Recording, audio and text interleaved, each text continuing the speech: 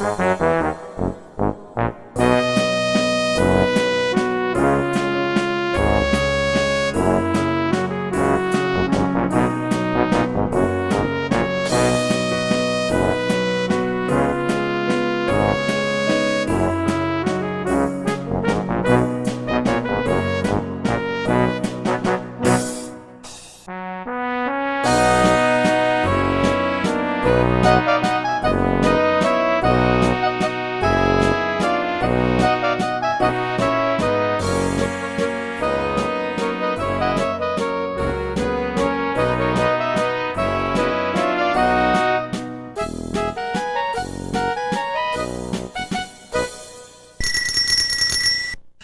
chance telephone call in 1905 led to one of the most important events in Iosco County's history, recorded as follows by a later headline in the February 9, 1911 issue of the Taos Herald.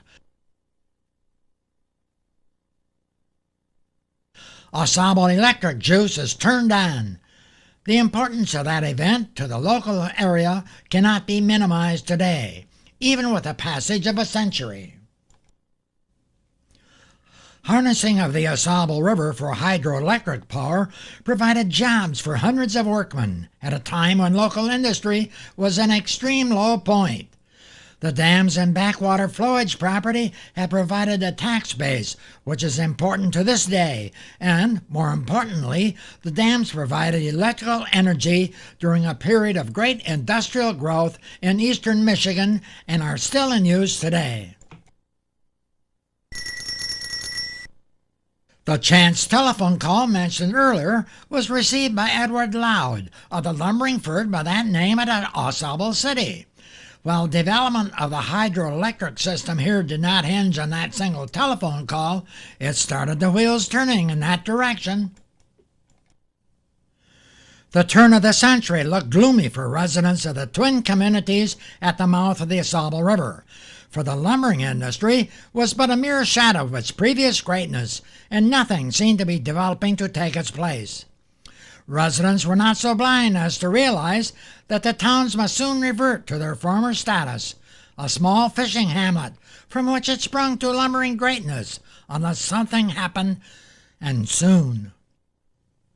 That something did happen, but unfortunately for AuSable and Oscoda, a fire swept through the two communities July 11, 1911, the same year Cook Dam went into operation, and practically obliterated them.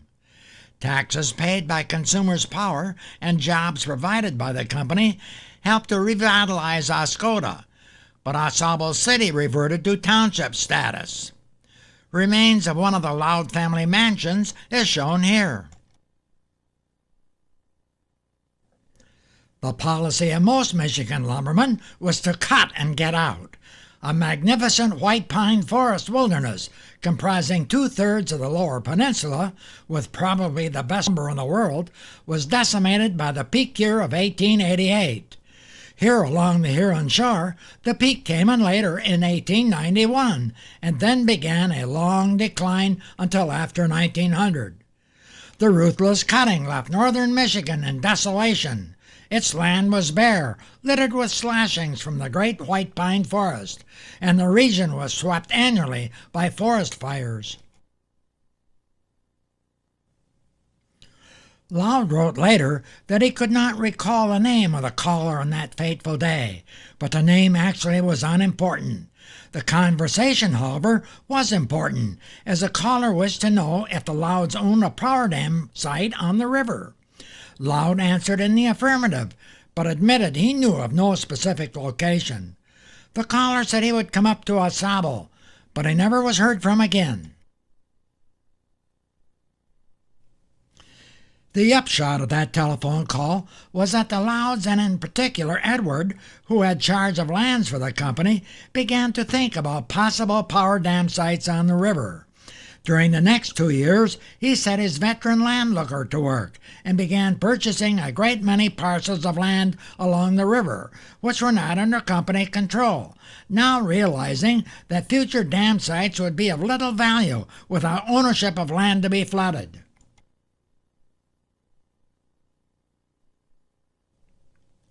Loud quickly closed a number of deals pending on flowage lands, and as the property had no real value at the time, this was long before the tourist and resort industry, it was obtained at a low price.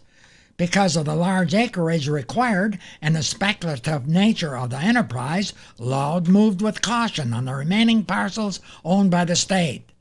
Opposition was finally encountered when a representative of W.A. Foote of Jackson began dickering for the same property in which the Louds were interested.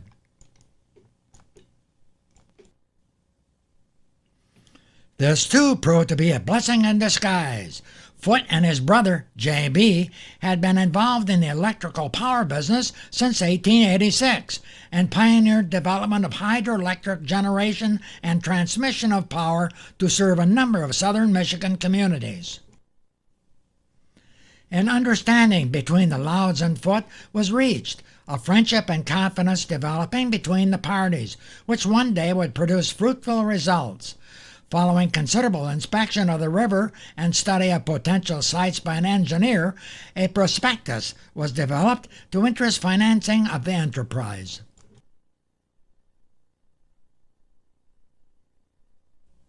By 1907, the plans of Loud and Foote for initiating the AuSable development had reached an impasse due to a hopeless financial situation nationally. By late summer, however, a chance meeting between Loud and John Weedock of Bay City, a big-time New York financial attorney, led to a meeting in which the AuSable project was to be financed by Hodenfeld Walbridge Company of New York City, thus ending any further financial worries.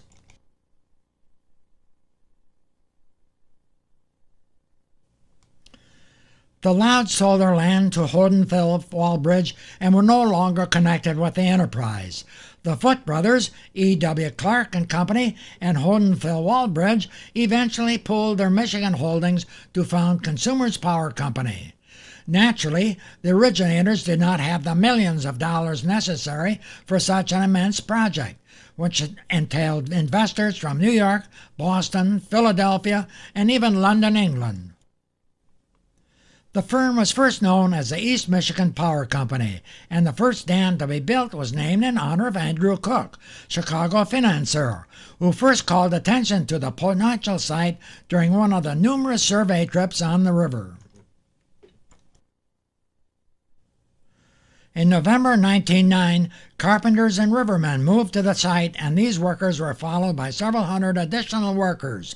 Men experienced in river work and in lumbering operations were needed, and a local force was readily at hand due to the stagnation of the lumbering industry.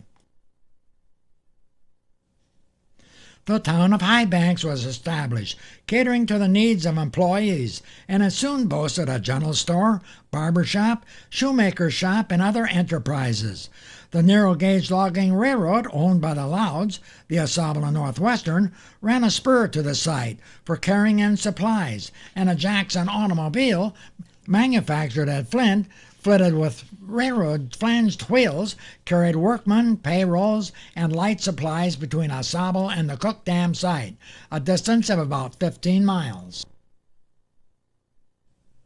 Cook Dam was finished in 1911, having been intentionally delayed for a few months as the company did not want to invest money and pay interest on it during a delay in building a transmission line. Electricity from the AuSable River was to be transmitted through Bay City and Saginaw and on to Flint and Owasso, serving in an area blossoming right at that time into an automobile manufacturing center. 3 dams were built in 4 years, Cook in 1911, 5 Channels 1912, and Loud 1913, followed by 3 other dams, Mayo 1916, Foote 1918, and Alcona 1924, thus making a hydroelectric project of considerable magnitude for the time. The AuSable River was not only crucial to the formation of Consumers Power Company, but also vital to the existence for many years afterward. The 140,000-volt AuSable River Owasso transmission line, later reduced, was designed by J.B. Foote in 1910 and was built and placed in service without revision in 1911. The original line was 151 miles long. These men are constructing the base for one of the transmission towers. On a personal note, the man third from left is my great-uncle. When Consumers Power Company was organized as a holding company in 1910, W.A. Foote became its first president.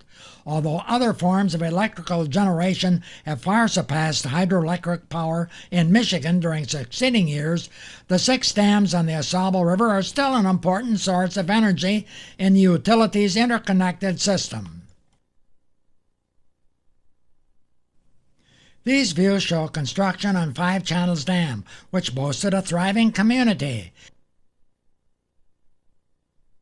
Ben Frost of Hale is shown with his new truck delivering produce to the Five Channels store.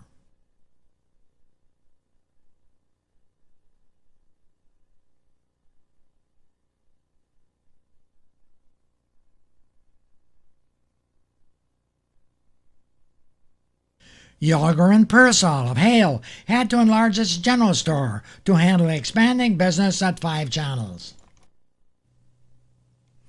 Continuing upstream, Grant Cochran, construction supervisor on the river, announced that Loud Dam would be completed by Thanksgiving 1913.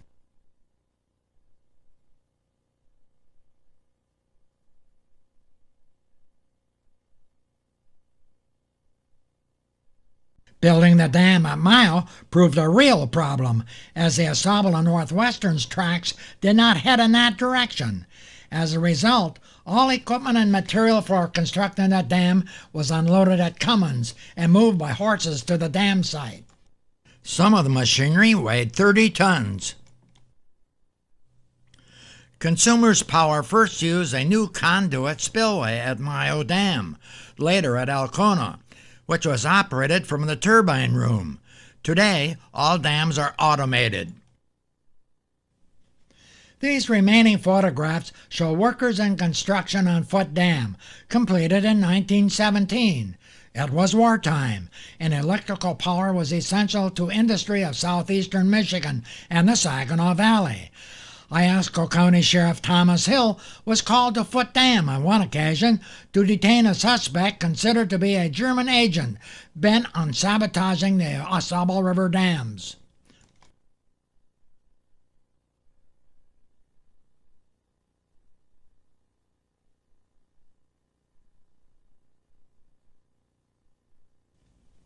Frank Labadie of Tawas operated a jitney service to connect the Foote Dam site with Oscoda and the Tawases.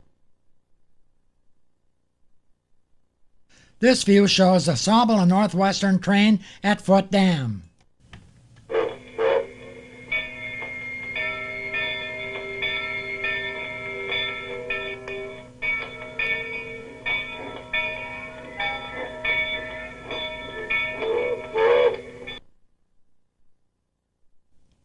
Foote Dam Village even boasted a barber shop, similar to the one shown here. At one point in time, when nuclear generation of electricity was being considered, Consumers Power Company made overtures to the state of Michigan to take possession of the dams, as it was thought the dams would be no longer needed.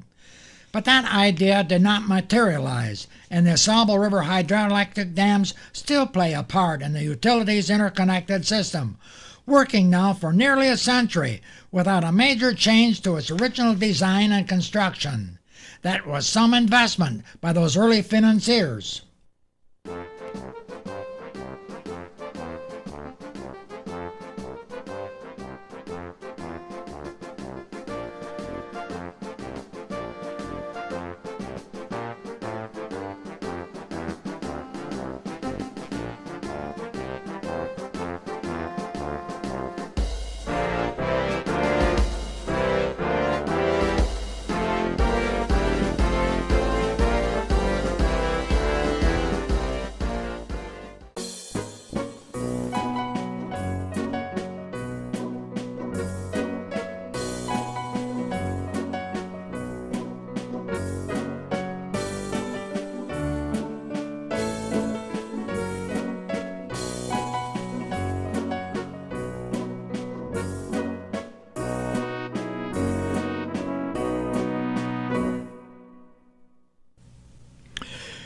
Before the advent of hydroelectric dams, the winding AuSable River, coursing its way from the center of Michigan east to the Lake of the Hurons, was a mute witness to one of the most remarkable eras in state history.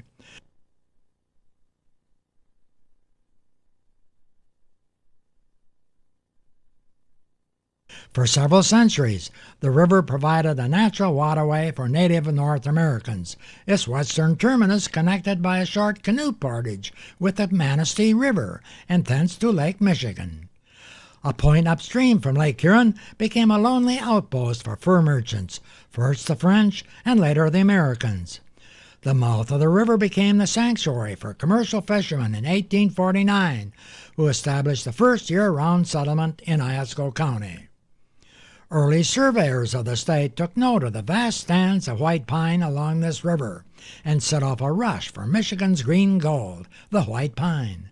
An estimated 150 different firms were to operate in the future along the river. The first lumbermen purchased land at $1.25 an acre during the 1850s, but there was no industry developed until 1866. A year later, one family, headed by its patriarch, the Reverend Henry M. Loud, purchased vast white pine acreage in the AuSable Valley and began timber operations in 1867. Loud Gay and Company established a mill that year in the settlement at the mouth of the river called AuSable.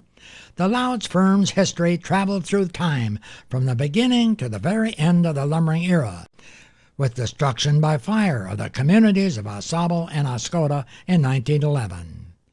But by 1891, the major stands of pine had been harvested, and one of the best-known and most popular men in northeastern Michigan of his day, George A. Loud, found that he had time on his hands in 1897. The white pine era in this region was past history. After 25 strenuous years conducting his family's lumbering operations along the AuSable River, having charge of all timber cutting and river driving, Loud sought a new outlet for his energies.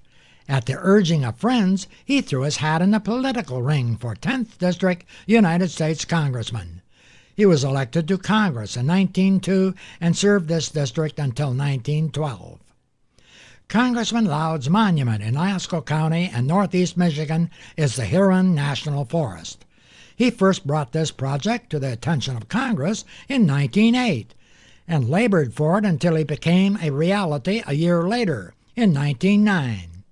Originally called the Michigan National Forest, later changed to Huron National Forest, and now Huron-Manistee National Forest, the legacy of Congressman Loud is being celebrated today on its centennial. You are looking at one of the wanagans, or houseboats, which the Loud used for a headquarters during annual log drives on the AuSable. These men are in the mill yard of one of two Loud mills at AuSable. This photo shows the Loud Company's large timber mill along the AuSable, with a pond leading directly to an endless chain lift which hauled logs to the mill's upper sewing level. Here is the crew of Loud Lumber Company at AuSable, with the mill in the background. Because of his great popularity with employees, one can bet that the men were some of George Loud's greatest political boosters. This view shows the extensive storage yard of Loud Lumber Company. There were 7 or 8 large mills located at AuSable, Oscoda, under various owners over the years. When the major timbering operations drew to a close, George Loud had charge of rafting logs. These men are drilling holes in logs to form large chain-linked booms filled with logs and towed down the Great Lakes to mills as far away as Tonawanda, New York. This view shows the mouth of the AuSable River, with the pioneer Backus Brothers Mill at left, later the vast enterprise of J.E. Potts, at one time the largest mill in the world. This view shows the Loud Dock extending into Lake Huron, with a steam barge at left, which will tow lumber hookers filled with freshly sawn white pine to market. This is the Loud Company's steam tug, Vigilant, which towed large rafts of logs down Lake Huron. Timber produced from the AuSable River Valley pine harvest was even sold on the world market, as shown by this steamship from Liverpool, England, being loaded with timber at Loud's Oscoda Dock.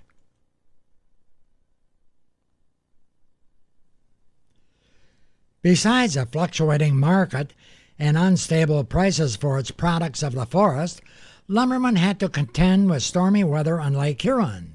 This photo shows what happened when a violent storm damaged the Loud Dock, with workmen trying to salvage some lumber along the shore. Finally, George Loud had charge of the family's railroad, the AuSable and Northwestern, which speeded the flow of logs from Michigan's interior to mills at AuSable. This double header, hauling Russell cars, crosses a flimsy trestle in Oscoda County. And here we are today, celebrating the 100th birthday of Huron National Forest. From an idea born in 1926 by Forest Supervisor R.G. Schreck, and nearly 10 years of planning and fundraising, the beautiful Lumberman's Memorial was dedicated in July 1932. The more than $50,000 cost funded by the families of former Michigan and Lake States lumbermen. Lumbering-era videos are provided at the Visitor Center. This is the Visitor Center, which was dedicated July 16, 1982, during the Golden Anniversary celebration for Lumberman's Monument. Children scrambled to the top of logs resembling a log jam of long ago on the AuSable River. Visitors to Lumberman's Monument have the opportunity to view the names of original donors chiseled into the monument's granite base.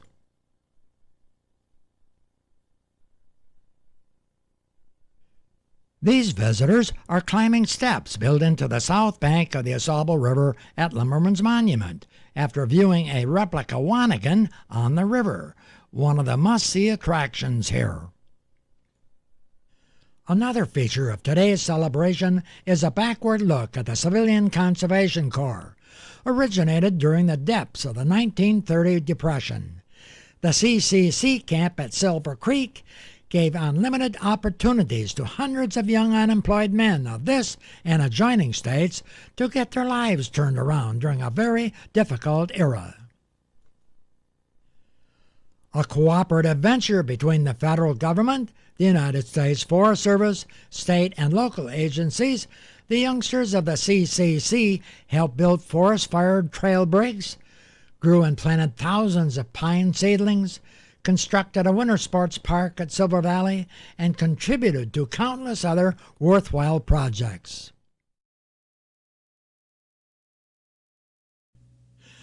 Silver Valley Winter Sports Park, opened in 1937 under sponsorship of the East Tawas Business Association, was this region's outstanding year-round playground for 38 years. Prior to World War II, 5,000 people, by actual count, would jam the facility, as evidenced by this parking lot. Watch out! The twin toboggan runs were the major winter attraction. That first year, a slide was constructed of snow by CCC manpower, but wooden rails were later installed.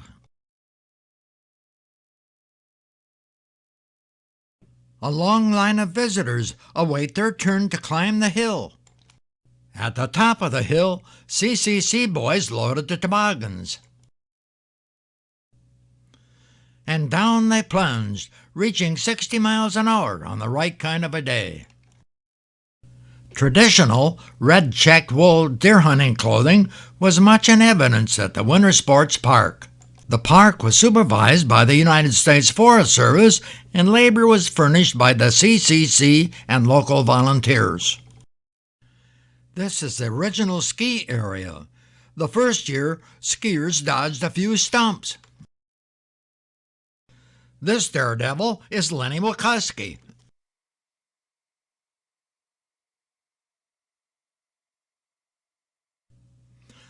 A special event was held in 1940 for residents of the area, shown leaving one of the buildings at the CCC camp.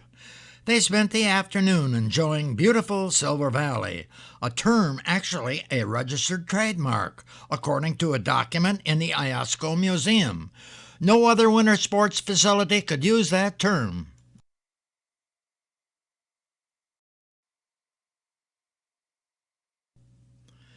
This is the crew of Forest Service and Civilian Conservation Corps personnel at Silver Valley.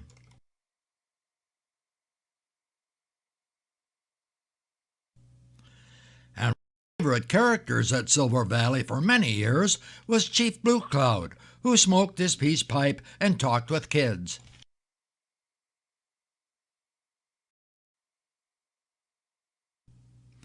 Another favorite of the park was a large ice skating rink, which always had an enthusiastic crowd.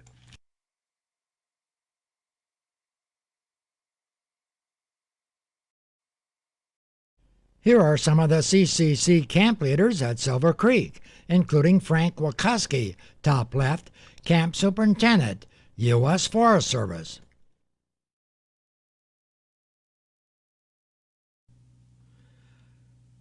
The CCC enlistees were actually under command of the United States Army and wore regular Army uniforms for this morning inspection.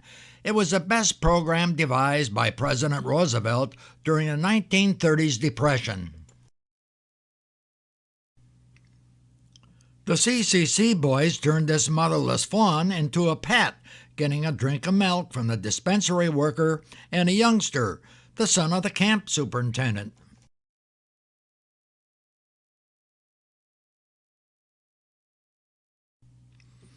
Here is a camp superintendent whose home movies are featured. This engraved stone, set in the ground near the visitor center, commemorates the boys of the CCC and their projects, which are enjoyed today in your great national forest.